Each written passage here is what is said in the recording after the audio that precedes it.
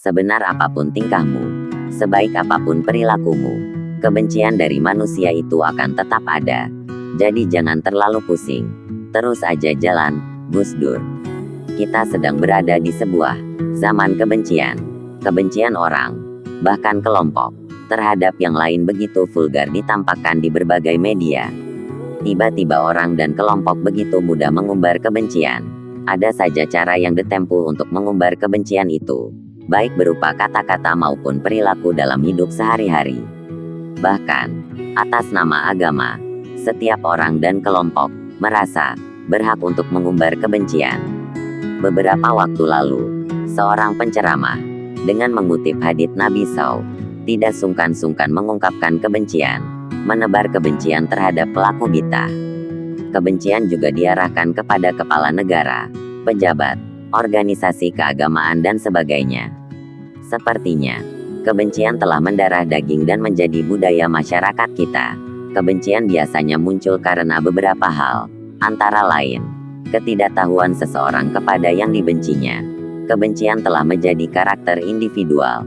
Kebencian juga muncul karena ada motif memperkeruh suasana yang semakin panas dewasa ini. Dalam konteks sekarang, penggambaran kebencian bias disebut dengan hate speech. Ujaran kebencian memiliki dampak yang luas. Ujaran kebencian tidak hanya membuat seseorang menjadi tidak nyaman dan aman, akan tetapi, dampak besarnya bisa memecah belah politik dan bangsa. Dampak kecilnya akan membuat seseorang menjadi tidak nyaman. Yang besarnya, menimbulkan perpecahan politik dan bangsa. Sementara untuk seruan kebencian juga membuat lingkungan di masyarakat terbagi menjadi beberapa kelompok. Ajaran Islam, salah satunya, memberi penekanan pada penyebaran kasih sayang terhadap sesama. Di samping itu, Islam juga memberi penegasan mengenai pentingnya bersikap adil sebelum menjustifikasi orang lain. Kembali kepada basis agama yang memiliki ajaran kasih sayang menjadi penting dilakukan saat ini. Kebencian yang menghancurkan visualisasi kehancuran yang marak terjadi di berbagai belahan dunia bermula dari kebencian dan permusuhan. Kehancuran sebagian negeri di Timur Tengah sesungguhnya merupakan imbas dari kebencian yang disebarkan oleh orang-orang yang tidak bertanggung jawab. Akibatnya, sangat sulit menemukan titik damai di tengah kecamuk perang di negeri-negeri tersebut. Hal ini dapat kita lihat di beberapa negara, seperti Suriah, Yaman, Irak yang kini masih terus bergolak, dan sejumlah negeri lainnya. Kehancuran Masjid Babri di Uttar Pradesh beberapa waktu lalu, juga bermula dari kebencian yang mengatasnamakan agama, sehingga menimbulkan korban lebih dari 2.000 jiwa. Tentu, kita sekali-kali tidak dapat mengimpor kebencian yang berimbas kepada konflik di negeri ini. Dalam banyak hal, orang-orang yang sering menabur kebencian adalah bentuk orang benci terhadap kebaikan, tidak senang adanya kerjasama, benci sopan dan santun bahkan membenci kewajaran. Padahal sifat dasar manusia adalah baik. Tidak ada satu manusia pun yang ingin diperlakukan tidak baik. Pasti semua manusia menginginkan kebaikan. Parahnya, kerap kali kebencian itu seringkali menggunakan agama sebagai alasnya. Berbicara mengenai agama bagaikan berbicara tentang suatu yang paradoks. Di satu sisi, agama memang sebagai jalan untuk keselamatan dan perdamaian. Namun, di sisi lain, agama justru menjadi sumber kehancuran dan kemalangan. Karena agama, orang bisa saling mencinta. Namun, atas nama agama pula, orang bisa saling membunuh dan menghancurkan. Sindunata dalam Kimbal, 2003-13. Sepenggal kalimat dari Sindunata di atas cukup menggambarkan keadaan agama belakangan ini. Agama dihadapkan satu realitas sosial yang tampak bertentangan. Di satu sisi, ia sebagai sumber nilai luhur untuk kebaikan. Tetapi di sisi yang lain justru menjadi sumber kebencian di antara sesama. Realitas ini memang diakui bukan karena agamanya, melainkan karena pemeluknya atas tarsir terhadap ajaran yang diterimanya. Islam sendiri memiliki pandangan yang jelas mengenai bahayanya kebencian. Rasulullah SAW juga mengatakan bahwa kedengkian dan kebencian merupakan salah satu penyakit umat yang sangat berbahaya, dan sangat mempengaruhi agamanya. Beliau SAW bersabda, penyakit umat terdahulu telah merambah kepada kamu semua yaitu, kebencian dan kedengkian.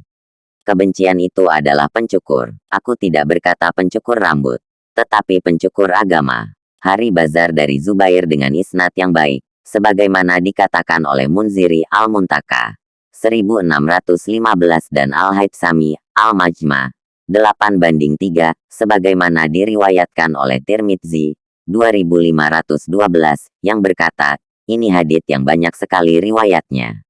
Menjelang tahun 2024 nanti, aroma kebencian dari seorang atau kelompok kepada yang lain sudah mulai terasa aromanya. Al-Zastrow Ngatawi mengungkapkan, hari-hari ini kita melihat surga seolah-olah diobral, dijajakan dengan cara-cara yang tidak manusiawi dan miskin adab. Di tempat-tempat ibadah, di majelis taklim, di kampus-kampus, di lapangan bahkan di jalan-jalan surga ditawarkan dengan hasutan yang penuh kebencian dan kemarahan. Mulai dengan cara teriak di mimbar sampai bisik-bisik di balik dinding lika, dan kamar batin yang senyap. Penggunaan agama untuk menebarkan kebencian biasa disebut dengan teologi kebencian. Obral surga dengan cara menanamkan kebencian inilah disebut dengan teologi kebencian, yaitu sikap membenci dan menghancurkan kelompok lain yang berbeda, kafir, sebagai ekspresi spirit keagamaan dan ketuhanan. Teologi kebencian inilah yang menyebabkan tumbuh suburnya teroris. Bagaimanapun, virus teologi kebencian ini sama bahayanya dengan narkoba karena sama-sama memiliki daya rusak yang dahsyat, baik secara individual maupun sosial. Manusia yang terpapar virus ini akan kehilangan akal sehat dan nurani. Mereka bisa menjadi mesin pembunuh yang tega melakukan apa saja demi memperoleh kenikmatan surga yang dijanjikan. Ini seperti orang yang kecanduan narkoba yang tega melakukan apa saja demi memperoleh kenikmatan narkoba.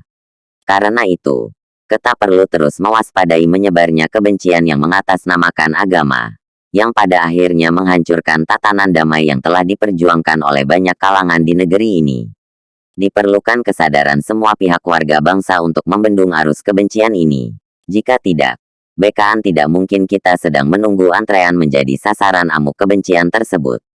Hai orang-orang yang beriman, hendaklah kamu jadi orang-orang yang selalu menegakkan kebenaran karena Allah menjadi saksi dengan adil. Dan janganlah sekali-kali kebencianmu terhadap suatu kaum membuatmu berlaku tidak adil.